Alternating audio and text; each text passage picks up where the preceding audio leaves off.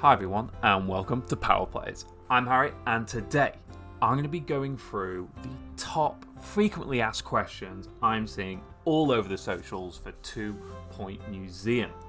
So make sure you subscribe to the channel, keep liking the videos and comment down below what queries do you want answered on my next video. Now I'm pretty active in the 2 Point Museum Discord, well, 2 Point Museum Discord, the 2 Point Discord, and on the Reddit, and I've been looking and kind of helping everyone out, but I've been writing down what the questions are that everyone seems to be asking, and there is a lot of queries on staff, just staff in general. So I'm going to take a bit of a dive into staff. People want to know what's the best training to give staff, how to improve staff happiness, how to even do staff zones. So I'm going to make sure I cover all that. So in terms of training, and help if I find my training room, there are many things that you can train an expert in.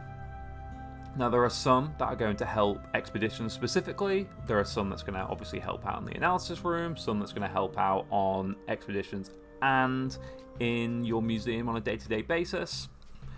And what should you be training people in? Now, I'll do a quick rundown as to what they all are. So, you've got aerodynamics, which is going to make people move quicker. You've got analysis, so they analyze things in the analysis room quicker.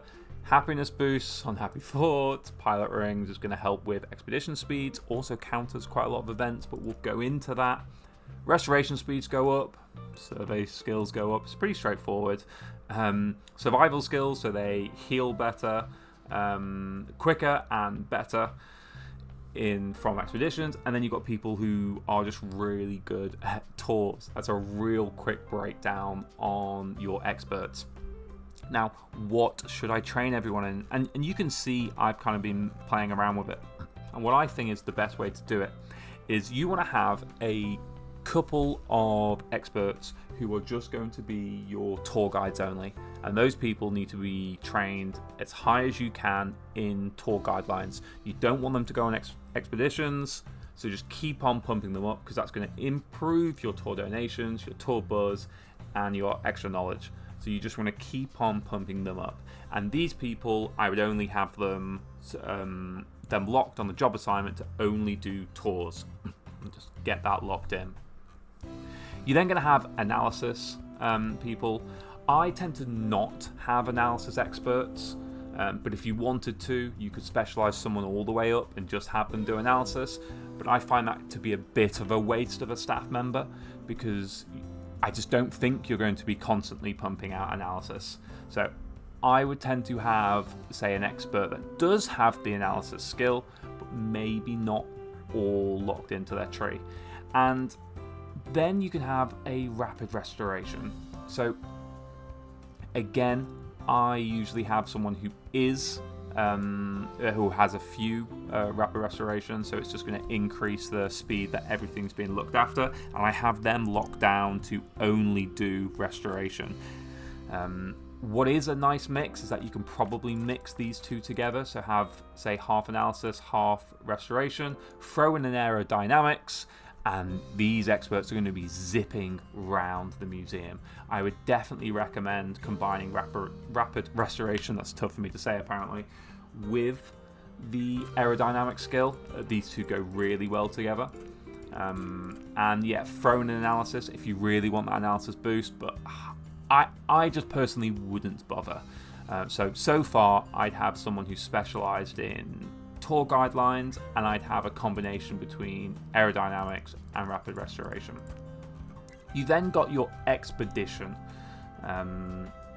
staff experts. Now, you want people to have a combination of survival skills and survey skills. Now, you could have them just go survey all the way, and you could have them, survey this one and survival all the way this one. But I just don't think it's needed. I would recommend doing 2 survival skills, 2 survey skills, and then a pilot wings. That's going to help increase the speed. This is going to mean that you counter most events. And if I just drop down into the expedition map and say I just pick this one here, you can see there's quite a lot of events here. So I've obviously picked one that doesn't have here. So if I pick this one, you can see I've got someone here that's going to counter both of these at the same time. Now all of a sudden, with just that one staff member, I have the perfect combination, and now I don't have to use any of my cargo to, say, sort out first aid. I can do extra XP, or if I want to, from a bit of a pinch, reduce the cost. And it's having that combination that's going to really, really help you out. If, say, I pick another one, let's see what this one's got. So this is going to need survey skills and pilot wings. So as I said, I would personally do someone 2 survey, 2 survival, and a pilot wings, and then this is going to counter a lot of those. But don't worry if you can't get that all on your experts. This is where having a range of janitors really helps. So you can see here, I've got quite a mix on my janitors. Aerodynamics and pilot wings, I've got happy thoughts and being able to work in the workshop, aerodynamics and happy thoughts, and you can see I'm really mixed it up. So all of a sudden, I can just go, yeah, I want you. I'm going to take you because you're high level. And I can counter most of the things here. Now, if these were higher level, I'd easily be able to counter that 30. But I can't. So instead, I'm going to put that on. Now, all of a sudden, I'm happy, really. If I had someone with restoration, I believe I do have someone with restoration. Yeah, right here. If I do that, then it needs to be level 2 restoration, but if I did that, I had level 2 restoration, I'd literally be taking everything off. And that's why it's really important to make sure that you have a good mixture for your experts, because you don't know what events you're going to have to counter, and this way you can kind of cover the basis. Now when it comes to assistants, as you can see, I do like to specialise my assistants. I like to have a couple that are on my ticket admission, especially for early on the top 2. I like to have a couple in customer service, and then you can see here I have a marketing specialist. So I'd recommend having a marketing specialist if you're going to run a marketing office. Just have them maxed out, no need to have them anything else. I would recommend having someone in accomplished admission. Now, increases your ticket selling speed by 20%. I've never really noticed there being a huge queue. I have 2 ticket booths. I have level 2 here, and I've never had a problem. So I'm probably not going to unlock, or I'm probably not going to put them in level 3. I'll probably start moving over to customer service, and therefore they can then be a well-rounded unit that can work in the gift shop, work in the cafeteria, and just increase guest happiness, because guest happiness is so key in this game. I just don't think people realise it yet. It's always worth throwing in a pilot wings in there somewhere. That's going to help with your expedition speed, and there are so many events that will be countered by having pilot wings. It just stops your helicopter from getting damaged, because especially if you put it on speedy, you automatically get helicopter damage unless you have pilot wings in there. So it allows you to use the speedy option, and there are just so many events that get countered by pilot wings. Moving on to janitors, again, I like to have a mixture. You want to make sure you have ghost capture if you're going to have your supernatural events, so especially in Wayland Lodge, you want to make sure you have that. And then if you're having in Bungle Wasteland specifically, some of the things in there, they do set on fire, so you want to make sure that you've got fire resistance there. But if you're not using any of those, then don't bother having them in. You want to make sure you have at least one that has mechanics. I tend to not need to upgrade that many things at once, so I wouldn't recommend having too many mechanics. I wouldn't recommend specialising in mechanics. I would probably recommend having a mixture of mechanics, aerodynamics, and workshop.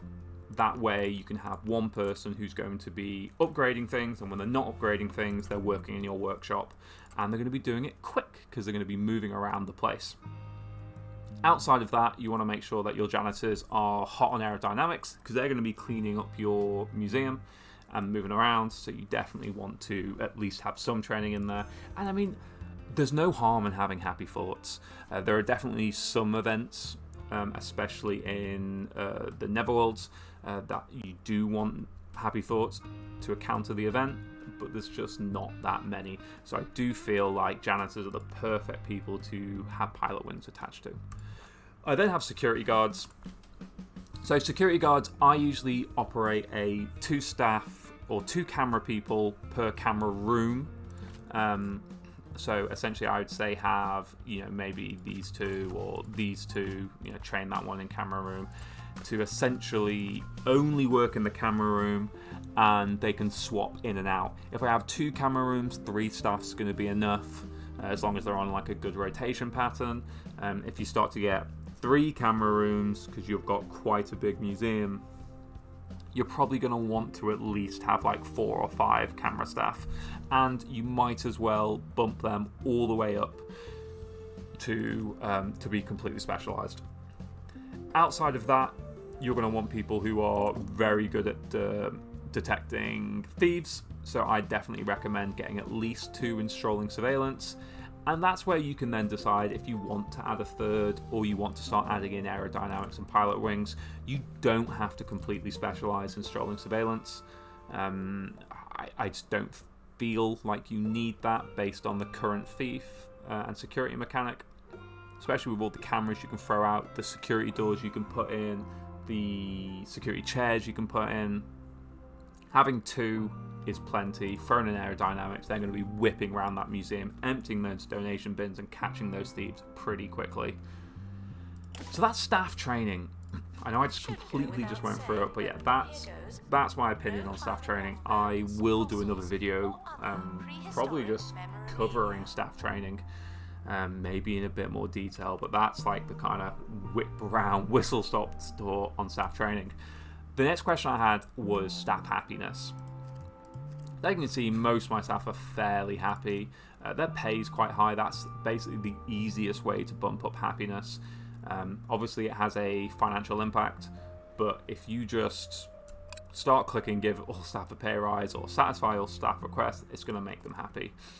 Other things that impact staff happiness, so you can see, is going to be their drink, toilet, energy, training, and food satisfactions. It is exactly the same as all the other 2-point games, so it's not really, it shouldn't be really new to anyone. So just make sure that they have plenty of vending machines. I like to put their own vending machines. I've not, but in the staff room you can see I've got these little food options here. I've got a drinks table there, another drinks table here. So plenty of opportunities for them to have a break and for them to refuel from that break. You then want to make sure you've got toilets. You could have staff-only toilets behind essentially a staff-only area, staff door. That is a pretty good shout. And as long as you're staying on top of your training, this training satisfaction is going to be tough. My brow, he's ill. So that's going to really help out there. Staff who are injured, staff who are ill, etc., obviously going to lower their happiness, and it's going to contribute to bad environments, especially if they're ill. So it's fairly simple staff happiness. Bump their pay up, have a look at who isn't happy. So this person, well, I mean, they are happy, but this person clearly needs the toilet. So I'm going to drop them in here, and they'll eventually use the toilet. Fantastic. I'm trying to think what else. Staff happiness. There was something else, but it's completely gone out of my head. Yeah, no, it's completely gone out of my head. But if you go on your staff overview here, you look at happiness and you see, okay, this person isn't happy. Why aren't they happy? They're tired. And I tend to find, that's what it is. I tend to find tour guides are specifically people who tend to get unhappy the most because they're constantly running tours. If you do not have enough tour guides, they're always running tours. They're kind of locked into this tour now they've started it. And if they start it on, say, mid-energy, by the time they finish, they're going to be low energy, and they're just not going to be happy. So definitely make sure you keep an eye on those specifically and encourage them to take breaks. Next bit on staff is zone assignments. So you can see here I've not got any zones set up at the moment, but what you can do is if you go to add a zone and say I want this area here. So this is where I've got all my botany. So let's just botany, whatever we call it. There we go. And I want to assign some staff. So I click on assign staff. So I definitely want you in there. So that's fine. And I want you in there. There, and I want you in there. I don't want those staff members to go anywhere else, because why would they? Essentially, like they are specifically botany staff, so why would I want them anywhere else? And essentially that's now going to make sure that they stay here and they stay on top of this area rather than wandering around here and like kind of just messing around. So I definitely recommend moving your experts like that. You can then do the same for prehistory, like over here, etc, etc. And then if you are very specific about, hey, I want these staff to be ticket only, you could assign a new zone here, gift shop over here, cafe over here, etc, etc. It's definitely useful. You can also make sure that your museum is well protected with security. So you could turn around and say, hey, this is going to be my new security zone. So I'm going to say this is security zone 1, this is security zone 2, this is security zone 3. And I make sure I allocate enough guards to each section. So it's definitely something which is worthwhile taking a look at. It's not something which I feel is explained very well in the game. But yeah, I personally use them, and I would recommend them being used, especially for like this sort of thing where these exhibits obviously can die if not looked after correctly. Oh, what else have we got? Setting up tours is usually one that I get quite a lot of questions on. Now, there is a bit, sometimes I can find the tour setup really glitchy, but the easiest way to get a high quality tour is essentially to follow the top here. So you want to make sure your quality is as high as possible, that everything's decorated, that your everything kind of goes. So these are all dinosaur bones, they're all pristine quality, so I'm putting them all together. Now, the only thing that's stopping this from being a 5-star is by having higher buzz. So if I essentially added in some more dinosaur bones without including or extending the length too much, it would end up being a 5-star tour. But if I say added this in, so you can see it actually goes down, even though the buzz increases, it goes down because they don't work well together. This is only average quality, so it's now no longer epic quality. The length is now too big, and you can see like the color starts to change the longer and longer it goes. That even though my buzz is going up, overall it's not a very good trip. So yeah, I would recommend kind of keeping it to these groups, and that's why I kind of group my exhibits together. So here are my dinosaurs, here's my ice, here's my botany, and by grouping everything together like that, you make sure that you can run the best tours possible. Now I'm going to very quickly move on to two very specific questions. So we get asked a lot about the puzzle that's in Pebberley Heights, the symbols that are on all of the exhibits. You know, why am I not taking this off? And essentially, if you look at your exhibits in Pebberley Heights, you will see, and if I just pause this, you'll see there are 3 symbols there: triangle, circle, triangle. And if I move on to the next one, circle, square, circle, square, triangle, kind of part circle, you can see they all have little symbols, and what they correlate to is, let's move over there. Ooh, not over there, over here. What they correlate to is, like, see the square, it's this. So if I pick this up, you can see that, and if I just move it and press play, this is now going to shut down. I'm Hayley Von It's not open because I haven't got the right things near it. And you can see quite the circle around it. So it doesn't have to be dead close. Like, I can still put it probably over here and it'll open, because this itself has a range and then this has a range. So as long as the two interact or like overlap, you'll be completely fine. So although, you know, this area space does tend to be quite cramped, it doesn't have to be that cramped like this is. And you can see some of these have like different symbols than your square, circle, triangle. Oh, interesting. And so essentially, like this one, you can see that's a part jigsaw, that's a different symbol, and that's where these come in, and basically everything just interlinks. So essentially that's the trick, that's the secret. Just have a look at the different symbols and all your exhibits, and you will sort it out. Finally, the final question that I see popping up a lot is, why can't I keep famous ghosts happy? And this one's a real quick solution. Quite often people are just finding the ghost without finding the ghost specific item beforehand. Now if I go to, where am I? Here, there we go. If I go to here, I go to the expedition, I go to the Netherworld, I look at a famous one, you can see the rewards. So I've got a famous spirit, Lord Dennis Blackguard, and the famous possession, the Blackguard Blade. That's what's going to keep him happy. If I go here, Spiffamore Hat, that's what's going to keep Spiffamore happy. And if I go up here,